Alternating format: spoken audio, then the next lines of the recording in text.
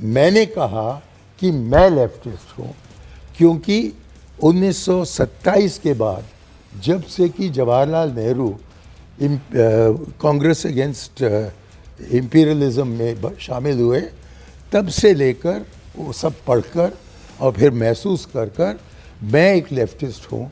हम जीते या हारें, मुझको लगता है कि हम लेफ्टिस्ट न रहें तो तब गलत है। अब हम यहाँ कि हम व्यक्ति विशेष की पार्टी बनते जा रहे हैं। प्रोग्राम में शशि थरूर के बारे में बोलने के लिए मैं नहीं आया हूँ जी। मैं आपके सवाल का जवाब दे रहा था, लेकिन हलचल मचाने के लिए जो मैंने बिल्कुल ऑब्जेक्टिवली कहा कि जबकि मैं कह रहा था कि खुले आम आमंत्रण दिया था कांग्रेसियों को कि वो किसी को भी लाएं, और पूरे 3 महीने तक राहुल इंतज़ार में रहे कि कांग्रेस कुछ कहेगा। फिर वर्किंग कमेटी की मीटिंग हुई अगस्त 2019 में, और उसमें वर्किंग कमेटी में किसी ने नहीं कहा कि मैं उम्मीदवार बनना चाहता हूँ। तो इसलिए उन्होंने स्थगित किया मीटिंग को और कहा कि आप बाहर चले जाइए और कुछ तय कर वापस आइए और हमें बताइए कि आपने क्या तय किया है। उसके बावजूद जब वो वापस आए, पूरे एक दिन चर्चा करने के बाद, आपसी चर्चा करने के बाद, और गांधी परिवार के गैर मौजूदगी में मल्लिकार्जुन खड़गे से कहा गया कि आप जाकर उनको बताइए कि आपके सिवाय हम और किसी को नहीं जानते हैं। तो इस पार्टी को आप परिवारवाद कहते हो? नहीं, लेकिन अब तो अगर कोई होता भी, अगर कोई और बन तो भी जाता है ही नहीं, तो भी वो चेहरा तो राहुल गांधी ही रहते हैं। देखिए, वो रहेंगे जब तक कि कांग्रेस चाहे कि वो रहे। पर परफॉर्मेंस नहीं आ पा रही ना, लगातार 95 चुनाव हार चुके हैं वो। देखिए, जब आज नेहरू जी का जन्मदिन भी है, जब बीजेपी, जब जनसंघ थी और उसके बाद जनता पार्टी में शामिल हुई और उसके बाद भारतीय जनसंघ बना, कितने चुनाव में वो हारे हैं। इसका मतलब नहीं है कि क्योंकि उनको 2 ही सीट मिले थे 1984 में, उन्होंने सब बदल दिया। ये ठीक है कि हम हार रहे हैं, ये एक हकीकत है, और इस हकीकत का सामना करना कांग्रेस का फ़र्ज़ बनता है। लेकिन मेरा मशवरा वो लेने को तैयार नहीं है। तो आपको बताकर क्या फ़ायदा? यदि राहुल जी मुझे पूछते कि क्या करना है तो मैं राहुल जी से लास्ट बात कब हुई आपकी? लेकिन आपको क्यों मैं बताऊं? कुछ तो चीज़ होने चाहिए कि कांग्रेस में होते हुए जी कोई कांग्रेस नेता या कोई भी कांग्रेस कार्यकर्ता मुझसे नहीं बात करता है, तो या न तो मुझे कुछ समझाता है कि हम क्या कर रहे हैं। तो इसलिए एक टीवी शो कांग्रेस में होकर भी कांग्रेस में नहीं है, ऐसा कहूं? नहीं, मैं कांग्रेस में हूं, पर होकर भी नहीं है। लेकिन मैंने कह दिया, मैं मुझको एक तरफा किया गया है। एक तरफा का मतलब है कि मैं कांग्रेस में हूं but I am on the margins, यही कहने का मतलब है। पर ये भी क्या अजीब इत्तेफाक है, आप कांग्रेस में होकर भी नहीं है। नहीं, और मैं दिल से आप कांग्रेसी हैं। नहीं, इसमें कोई शक नहीं है कि न केवल मैं हूं, लेकिन मैं AICC में हूं, कुंभकोणम टाउन के प्रतिनिधि के रूप में, और उस पद से किसी ने मुझे वो मणिशंकर अय्यर जो राजीव गांधी के मित्र थे, वो मणिशंकर अय्यर जो गांधी परिवार के बेहद करीबी थे, वो मणिशंकर अय्यर जिनकी तूती बोलती थी, मैंने तो उन मणिशंकर अय्यर को देखा है पेट्रोलियम। मैंने भी देखा, लेकिन वो इतिहास से जुड़ गया है। आज तो कांग्रेस भी तो इतिहास के साथ ये आप जान लीजिए, आप ये जान लीजिए कि ये पहले मर्तबा है कि पूरे एक दशक में मैं टीवी स्टूडियो पर आया हूँ। बिल्कुल, बहुत बहुत धन्यवाद आपका। कोई मुझे बुलाता नहीं है, और हमने तो बुलाया, आपको सम्मान दिया। मणिशंकर अय्यर जी को दिखाइए पूरे एक बारी। 10 साल के बाद आपने मुझे बुलाया।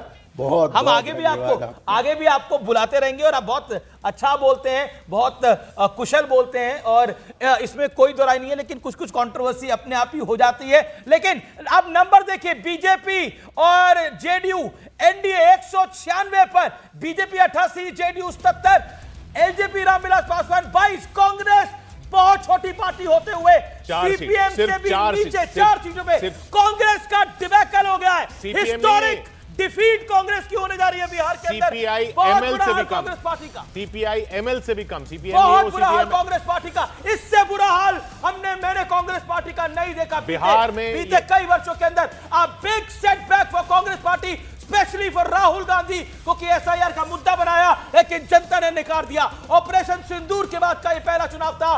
कांग्रेस बुरी तरह से पिछड़ रही है इस चुनाव के अंदर, पिछड़ नहीं रही है। It is the rout for the Congress, it is the rout for RJD.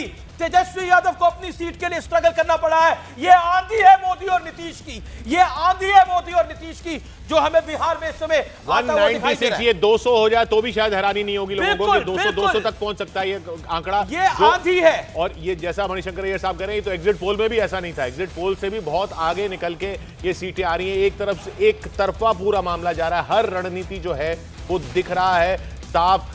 जो एनडीए था, उस एनडीए है, उसकी पूरी रणनीति हर तरह से काम की है। आप ये देखिए एलजेपी जो रामविलास पासवान की, चिराग पासवान की पार्टी, 29 सीटों में एक तो उनका कैंडिडेट ही बाहर हो गया था। 28 सीटों पर उन्होंने चुनाव लड़े, 22 पे आगे चल रहे हैं। किस तरह से बीजेपी मेहनत करती है। मैं आपको बताता हूं, मेरा बूथ सबसे मजबूत एक गेम चेंजर साबित हुआ है। पीएम ने करीब करीब ऐसे 3 इंटरेक्शन करे हैं और कार्यकर्ताओं के साथ, महिला कार्यकर्ताओं के साथ, युवाओं के साथ ऐसा कार्यक्रम करा है। नमो ऐप के थ्रू ये कार्यक्रम करा है। कई लाख लोग इस इंटरेक्शन में जुड़े हैं। तो ये बताता है कि नरेंद्र मोदी का connect as a leader, Narendra Modi का कनेक्ट एज अ स्टॉरवर्ट कितना बेहतरीन है अपने कार्यकर्ताओं के साथ और हर लेवल के ऊपर। Manishankar Aiyar, if you have to give one thing to Manishankar Aiyar ji, अगर आप मोदी जी के बारे में कुछ कहना चाहेंगे, क्या आपको लगता है कि मोदी एक स्टार परफॉर्मर है? मोदी, अमित शाह, ये जो पूरी जो स्ट्रैटेजी है, देखिए कुछ भी हो रिजल्ट तो है। रिजल्ट तो है। What is your take Manishankar? My take is result तो है। मेरे भी 2 आंखें हैं, आपके तो 4 हैं और दोनों को जोड़े तो 8 हैं। तो वही फिगर्स मेरे सामने आ रहे हैं जो कि आपके सामने आ रहे हैं कि एनडीए को 196 जगह पर वो आगे है और कि एनडीए और जो महागठबंधन है वो मात्र 42 जगह पर आगे है। तो ये बिल्कुल स्पष्ट है। सवाल मैंने शुरू में ही किया कि इसको देखकर और जो रिपोर्ट आए थे चुनाव के पहले और जो एग्जिट पोल हुए 2-4 दिन पहले, उनका इसका कोई रिश्ता नहीं लगता है। तो मुझे लगता है कि चुनाव के जो नतीजे हैं उसको हमें स्वीकार ही करना पड़ेगा, लेकिन उसके तत्पश्चात हमें ये देखना चाहिए कि कुछ गड़बड़ी हुई है या नहीं।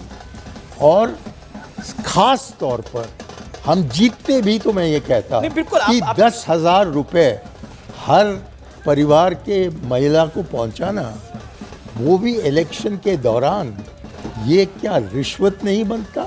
ये एक सवाल है। मैं नहीं कह रहा हूं कि रिश्वत बनता है।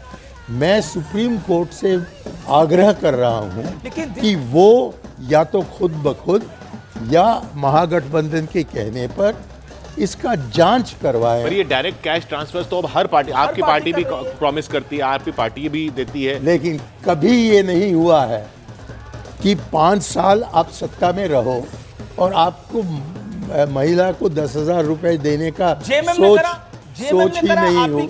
अरे मैं की बात कर रहे हो तो आप उनको ले जाइए, मुझको उससे कोई सरकार में है नहीं। झारखंड में मैं कांग्रेस के साथ। देखिए, हम बिहार की बात कर रहे हैं। तो जेएमएम झारखंड बगल में है, बिहार के बगल में है, लेकिन बिहार नहीं है। ठीक है, समझ लो। आप मुझे जियोग्राफिया मत सिखाइए, मैं आपको सिखाऊंगा। और आप मुझे पॉलिटिक्स में समझाइए, मैं भी समझा दूंगा। मेरा ये कहना है कि अभी हमारे सामने छत्तीसगढ़ के नतीजे नहीं आ रहे हैं, हमारे सामने बिहार के न तो झारखंड के रिजल्ट्स आ रहे हैं, हमारे सामने आज के आधुनिक बिहार के नतीजे आ रहे हैं। और मेरा कहना बहुत ही आसान है समझने के लिए, समझने वाले हों तो जी। और मेरा ये कहना है एक बात का जवाब नहीं, आप मेरे सवाल का एक भी सवाल का जवाब नहीं दे रहे। मैं तो रिक्वेस्ट से आपसे पूछ रहा हूँ, हम्बली पूछ रहा हूँ। We all regard you, we all love you. तो एक मेरा सवाल है, do you think there is a Modi factor in India? क्या मोदी फैक्टर है भारत के अंदर? इसमें कोई शक ही नहीं है कि मोदी फैक्टर भी है, लालू फैक्टर भी है, राहुल का फैक्टर भी है, स्टालिन फैक्टर भी है, ममता फैक्टर भी है, अखिलेश फैक्टर भी है। ये हमारा लोकतंत्र है। हम सब इस खेल में लगे हुए हैं और कभी पर आपको कभी नहीं एक लगता आगे मोदी निकल जितनी जाता है। मेहनत करते हैं उतनी मेहनत बाकी नेता नहीं करते हैं, ऐसा नहीं, दिखाई नहीं देता? यदि आप ये कह रहे हैं कि सबसे खास फैक्टर मोदी है तो मैं तो दिख ही रहा है रिजल्ट में। ना